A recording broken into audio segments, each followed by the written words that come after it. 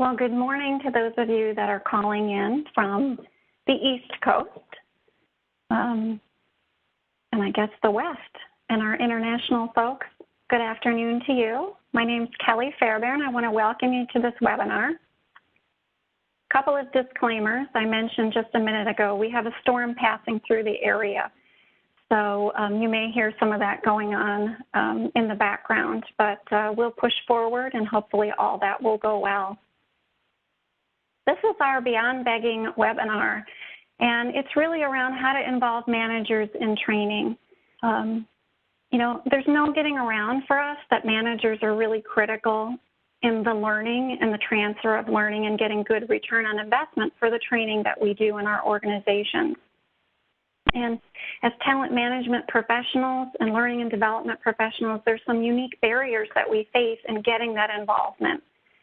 And I think much of what we're going to share with you today will reinforce some of the things that maybe you've suspected, and I hope that we'll introduce some things that you'll find helpful as we move forward. Before we get into some of our content, just a few guidelines.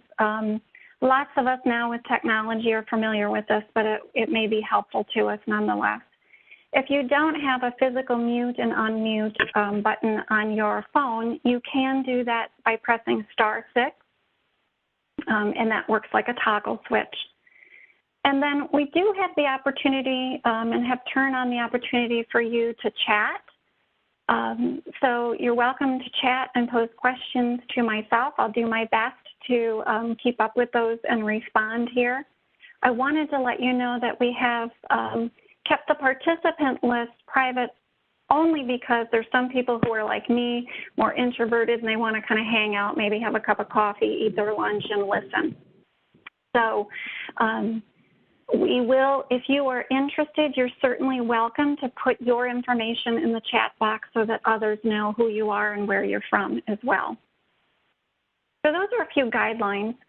Why don't I tell you where we're going in terms of just our agenda for today? So here's what you can expect and what we'll cover. There's 4 main points, but they really fall into these categories.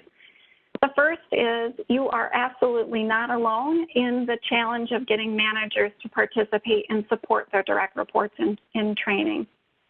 Our data shows it, our work with our clients show it, and so we'll share a little bit of that with you just so that you feel like I'm not alone in this situation. And then we'll chat a little bit about some of the practical barriers to getting involved, involvement. If we do some things well, we get more involvement. And so we're just going to summarize those for you and see your point of view as well. And then the biggest piece that I suspect many of you are here for are what are some tools? You know, what are the things that we can specifically do? We're going to provide you with some good detail, I think, as follow-up from this webinar, and we'll give you some ideas during it as well. If there's anything else that you're curious about that you know is an issue, you can go ahead and drop it in the chat box. I may not always be able to respond to it during the time that we have, but I can do some follow-up as well since I'll know who you are. So that's where we're going here in the time that we have together. Now, I do know that some of you are familiar with our organization, PPS International, and some of you know me personally. But again, my name is Kelly Fairbairn, and I'm one of the co-founders and the president of PPS International. For those of you who don't know us, you'll see there on the screen that we're a global consulting firm, and we really specialize in leadership development. Essentially, we help managers manage and leaders lead. So you've had a chance to kind of take a look while we were waiting around the kind of industries that we work in, and I know that many of you are in those industries. So if there's something that's specific to that, please let me know, and we'll do our best to address that during the time we have together as well. So I'm going to frame for you why this topic, why we chose this topic now, and why that's important to us. We really came to doing this particular webinar because there was a pattern that when we went into implementation of training, it was the #1 thing that our clients were asking us about. How do we get managers more involved, better supporting the training that we're doing so that it doesn't land simply on our shoulders?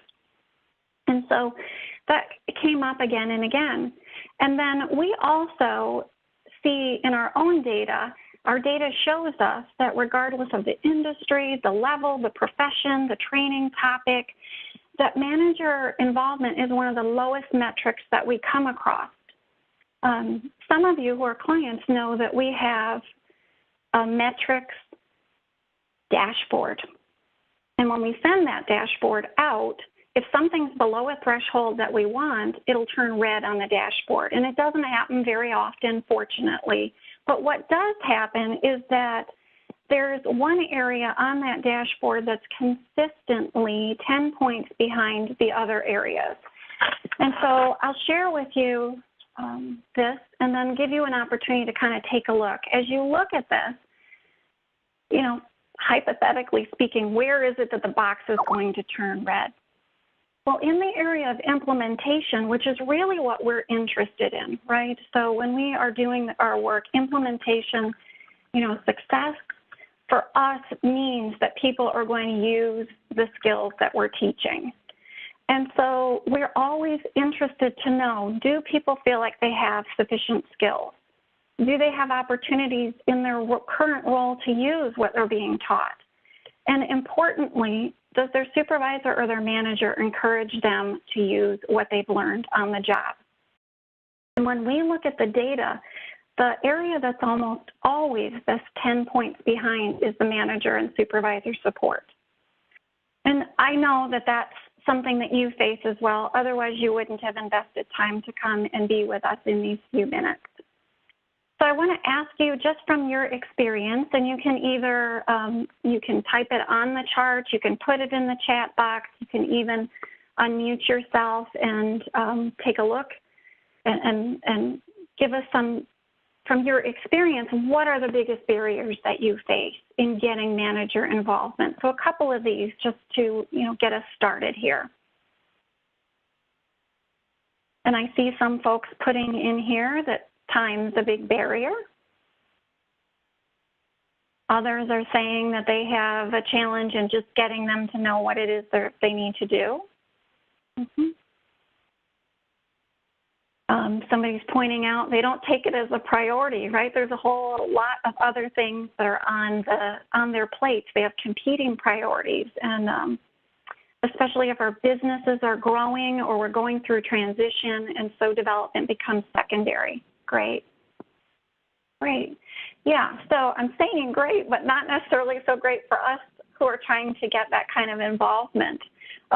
Well, the good news is, I guess, that, you know, we're not alone as we're facing these barriers, and no matter what they are, they tend to fall into three categories. And when we talk with our managers directly, what is getting in the way? What can we do to better support you in this area? They point out three areas, which are just the things that you pointed out. Time, right? I've got a lot on my plate and I don't necessarily have time. Knowledge and skill. You know, you're asking me to be involved, but I don't know how. Maybe you're asking me to be a subject matter expert and present, and I don't feel comfortable presenting. Maybe you're asking me to share information or have a conversation and I don't know what to cover. These kinds of things. So knowledge and skill pops up. And then desire or motivation. I think some of you have mentioned that as well. They're just not motivated because other things are getting in the way. And what we find is probably similar to what you find. You know, people may talk about time. They may say it's a knowledge and skill issue, but really, we know that the managers who are motivated and have the desire to be involved find the time, and they will, whether they feel skillful or not, they'll find the information so that they can get the job done.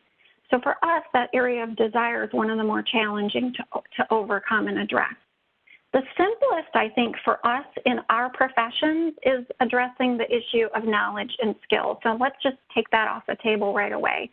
Most of us find that we're good at this. This is our business. So if somebody doesn't know how to do something, we can teach you how to do it. And so you might have already used toolkits for managers, maybe discussion guides, perhaps observation checklists, lists. You know, you tell them this is what you look for on the job and here's feedback points. Maybe even coaching guides that they can use. So feel free to pop some things in the chat area or the question and answer area if there's other things that you've used, and we're going to come back to those in just a few minutes. But as a barrier, I think for most of us, we can check that box on knowledge and skill because we're really good at it. If anything, we probably do too much, and we're going to talk about that in a minute too. Knowledge and skill is around how. The other two, gaining time and getting motivation in place, those can be some unique challenges to us. So let me start with the one that is probably the most challenging from my perspective and what we hear from our clients as well, and that's this issue of desire or motivation. So you see here on the screen that there's really 3 levels. At the top, somebody who's motivated will be involved. They'll participate more. And we often say with our clients, no involvement, no commitment. And that's really what we're looking for here. So the challenge here is that it's a top-down and a bottom-up issue in that I know that if my managers are involved, they'll be more committed and my participants will get better results. But I can't always get the involvement if they don't have that motivation there. So we start at the bottom of our slide, the bottom of the pyramid, and maybe we start to then go into compliance. All of these, compliance, reward, involvement, and participation, are really legitimate ways for us to increase individuals' motivation. Let's talk about compliance just for a minute. So that's a heavy word that I don't often like to use. We like people to participate because they want to and they see a benefit in it. And the reality is that sometimes I need to go with a light compliance, compliance 101 versus the heavy-handedness. So it may be that we ask our managers to report out on something that they've done. Maybe we have a big investment around certain training or development, and we really do say the manager must be involved at a heavy level. My takeaway here around compliance is I would just invite you to look at ways where you can add that in without it being a heavy hand. Reward we don't often use as well in terms of getting that motivation and that desire there. And I'm finding more and more that that personal thank you or acknowledgement to the manager for participation is something that's really useful. What gets in my way of doing that oftentimes is how much time I have to do that. If somebody's participated in a training program, they've presented in a training program, that's a little bit easier to do that thank you. We know we're going to take that time. But what if the manager has just had a conversation ahead of time? How do I give them a personal thank you? And that's where it gets a little bit more challenging just to manage that when we're looking at multiple programs, multiple managers, many participants. Some things that we've used that you might find helpful as reward is you can actually sharing of data is actually very motivating and rewarding for individuals. So if they know that out of 20 managers, only 10 of them held that conference call, participated in that webinar launching the program, or those types of things, they feel rewarded because they got the acknowledgement that they did something well. So that's one way that you can build in reward. And we've seen some of our clients even provide like a coffee gathering or a forum, and we're going to talk a little bit more about that in just a minute. And at the top here is involvement, and that's participation.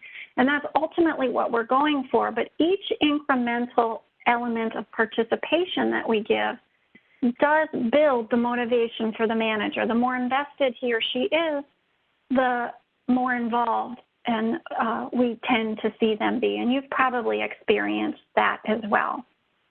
So interestingly enough, we put on here, these are hard lines, but really these lines on the pyramid are soft and a little bit more blurry, meaning that we can choose activities that build involvement that both have an element of compliance, an element of reward, an element of that participation that builds more motivation for the manager to be involved. And so my takeaway on this whole element of how do we get them more motivated is that we really want to blend the approach that we use. And we're going to show you some of those approaches that really take into account reward, compliance, and of course, involvement. So what about this issue of time? You know, this is one that I think is somewhere in between being able to be super challenging, but also, you know, something that we have to work around. So let me share some of our thoughts on this. Two main things around the issue of time. One is I do think that we underestimate what a real issue this is for many of our managers. You know, we downplay it. And I've even heard myself sometimes saying to clients in the conversation, you know, it's their job. Really, as a manager and a leader, their job is to be involved and to develop their people. But when faced with that customer who's wanting information, or that regulator that has them on a deadline, or a patient or a family who's upset, or a manufacturing line that's down, the first thing that goes is the development, right? We go to the high priority area. And I think, you know, one of our participants mentioned that is it an issue. It's not always the number one priority for us. So what we have to do to be responsible to get that involvement is do as much as we can to take that time element off the table.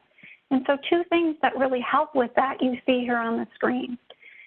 Anytime that we can advise our clients to put the manager involvement activities within existing systems and processes, that can be really helpful. If it's something they have to do anyway, then they're more likely to do it. So let me give an example, because that may not, you know, stand out without one.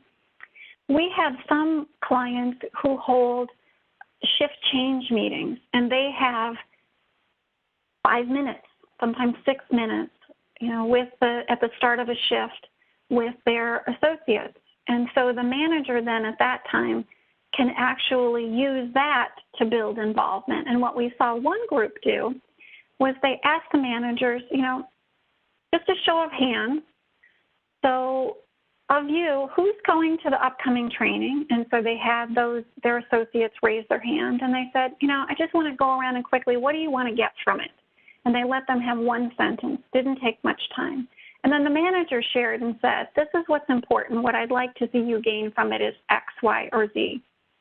So it was happening within an existing context, and that can be helpful. Sometimes we've seen clients also include this in the enrollment process. It's a little bit like having a new employee. The enrollment process is a time where your manager's in that honeymoon stage of, I really want my participant or my direct report to go through this training, and so they're willing to do a little bit more. So if you put that, what you're requiring them to do in that setting, they're more likely to do it. So just a couple of thoughts on that issue of time. And then this I see very often, and I've actually fallen into this trap myself. You know, we know what we want managers to do, and we provide them with lots and lots of ways that they can be involved. The reality is we would be better off if we pick just that one action that they will find to be useful and that doesn't take up a lot of time. So if we can prioritize, that helps as well. So those are some thoughts around the issue of time. Now, those are barriers, but I want to get into the meat of what are specific things that we've seen that really do help. You know, what are some actions that you can take? And no matter what it is that you pick as that one, maybe two actions there, the biggest thing that we've seen move that metric is to actually make a request of the manager. And that sounds maybe silly. Like, of course we're asking them, but a personal, specific, targeted request really raises up whether a manager will be involved or not. And the really interesting thing about this is that in our professions, we like to give a lot of information and a lot of data. But I want to remind you of some of this research. Some of you might be familiar with this. You don't really need a big because or a big ask to get that kind of involvement. Anyone familiar with this research? This is back in 1978. Ellen Langer, who's a Harvard psychology professor, did a really interesting study on the power of because. And she had an individual go into a really busy copy center and try to cut the line or break in the line. And here's what she had them do, 3 different ways of attempting to be able to cut in line. So the first is she had them ask, just, excuse me, I have 5 pages, may I use the Xerox machine? And when she did that, 60% of the time, individuals would let you cut in. So here's what that tells me. I had to ask, right? So at least more than half the time, if I make a personal ask, if I can leave a voicemail, if I can do a broadcast voicemail, if I can do a text, if I can have it feel even more personal maybe than an email, half the time I'm going to get that manager to say yes. But it has to feel personal and it has to be there. On the other end of the spectrum is when you add in the because. So when in the study, when she had them say, excuse me, I have 5 pages, may I use the Xerox machine because I'm in a rush? That's a pretty good reason. 94% of the time, people would let them cut in line. So for those of you who are familiar with this, any guesses as to with what I'm going to call the lame excuse? Excuse me, I've got 5 pages. May I use the Xerox machine because I have to make copies? Anyone know or remember what this is? You can chat it in there or put it in the question and answer box. Well, surprisingly, it was 93%, so I'll put it in there for us. What does this tell me, and what does this have to do with manager involvement? This tells me that I don't need to send a big email with all the reasons, all the support elements, all of that in there. I can simply make the ask with a very simple reason, and I'm going to get a much better result, probably than even if I had not included any information at all. So here's my favorite thing to do because it's simple, it protects the manager time, it's got a little bit of light compliance, it's got a little bit of reward in it, and that's to ask a manager to have a conversation before training and after training with their associate. Now, a lot of you are saying we do that. You probably do, but I would guess that even though you're asking, you're not getting full compliance and participation. So here's a couple of things that you might consider. I'm sharing on the screen now this briefest of emails. Here's an email that we have used, and this format works very well to get that 94% participation in this particular activity. It's only 3 lines.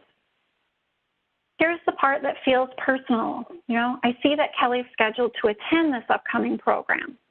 Before she attends, would you have a brief discussion with her about goals for the training?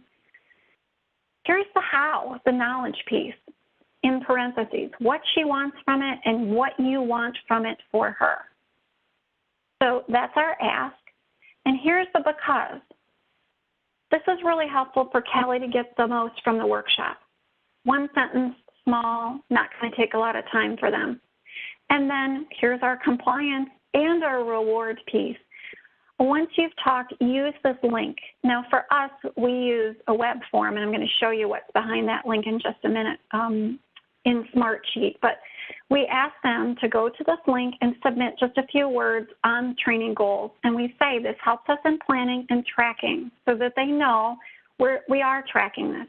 That also gives us the opportunity to use that information to kind of reward them later. So that could be in sending them an email, that could be in personally thanking them, and so forth. So what's behind that link? And here's what it looks like. It's very simple, and many of you have the opportunity to do this kind of thing through your learning management system or some other web-based form. So when Steve has the conversation with me, he's going to put in his name, he's going to put in my name, and then just going to bullet a few items. When he hits submit, there's a thank you, and that also will trigger me to be able to go back and say, Steve, I appreciate that you took the time to do that. So it's got that compliance thing. What we've done with this a number of times that you might consider doing that does add to the reward factor is we take these bullet points that the manager puts in there, and we can actually put them on a slide, a running slideshow that happens as people are coming into training or before they're joining a webinar and so forth. And so you can do those as a group, and then you can even list the managers as a group, not individually, but a group of the managers just thanking them for having that conversation. So that's one way that can build reward for people as well. Good. So we have promised you that in addition to this information, we would be sharing some other information with you. And specifically, we want to let you know there's a couple of tools that are going to be coming your way that we hope that you will use. Sometimes we have a little bit more time, or the one thing that we want managers to do is to attend a manager's overview that gives them information, teaches them a little bit more about how to support. And so we've put together from our experience, client feedback, best practices, this manager overview on how to support the learning. And we'll send you the link so that you can get this. You'll see in there a number of things. It has opportunities to talk about the manager role, to reinforce before, during, and after the training some specific activities. And we put in there an agenda. Now, I'll give you a caution on this. The agenda that's in there is the full enchilada. It's a 45-minute agenda. You can pick and choose. We have done similar meetings for 10 minutes with clients. You can use these maybe to even do a recording that might be sent to managers ahead of time. So that's yours to kind of pick and choose. But those are the things that we find are really helpful for managers, and you'll get a copy of that. Additionally, we'll provide you with a pre- and post-training meeting discussion guide. So when I ask Steve in this email to have a conversation with me, in this situation, I only included, this is what I want you to do. Just find out what Kelly wants to get, and you tell her what you hope she gets from this. Sometimes you want to provide a little bit more. Some managers don't always know fully what's in training programs, and so we're going to give you a pre- and post-training meeting discussion guide with planning forms. The version we're giving you doesn't include this, but I would suggest if you want to use this, we often have the second page just be a summary of skills. If you have a job aid or a skill card, anything like that that you give to participants, that could actually be on the second side of this so that the manager can see and support. So you'll get that as well. The big thing that I want to invite you to really participate in is we will send you a list of 28 specific ideas that have come from us and from our clients around generating manager involvement. And I'm going to guess if you were to highlight some of those ideas, you're already doing many of them. This can be helpful to combine ideas, get new ideas and thoughts, and so forth. But what I do want to let you know is that we will also send to you a link, and that link is us running a Give One, Get One forum. So if you go to that link, put in your name, your email address, and give us one idea, in 2 weeks when we close the forum, we will then send you not only these 28, but any additional that have come in. So that's a way where you can generate some more ideas for getting manager involvement. So what are you going to get? We're going to send you the support meeting slides and the time meeting agenda, which that's in the notes section in a PowerPoint slide, just so that you're aware. We'll send you that discussion guide.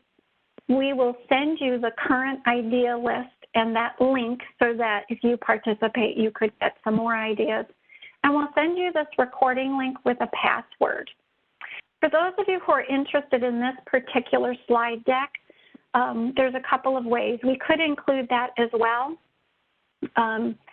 But you have the ability, when you leave the meeting event center, it'll prompt you to be able to save or print these. So that's another way that you can get that information as well. I want to thank you for participating in this webinar and let you know that we have another webinar coming up that may be of use to you as well.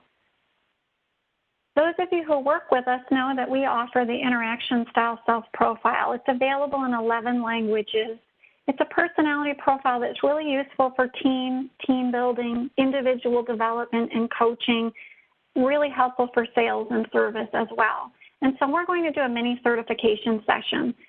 That's a little bit longer webinar. We'll spend about an hour on that. We'll go through through how you can use it, some of the tools associated with the interaction style, the research, the background of it, and of course we're going to send you a free profile set too so that you can try it out.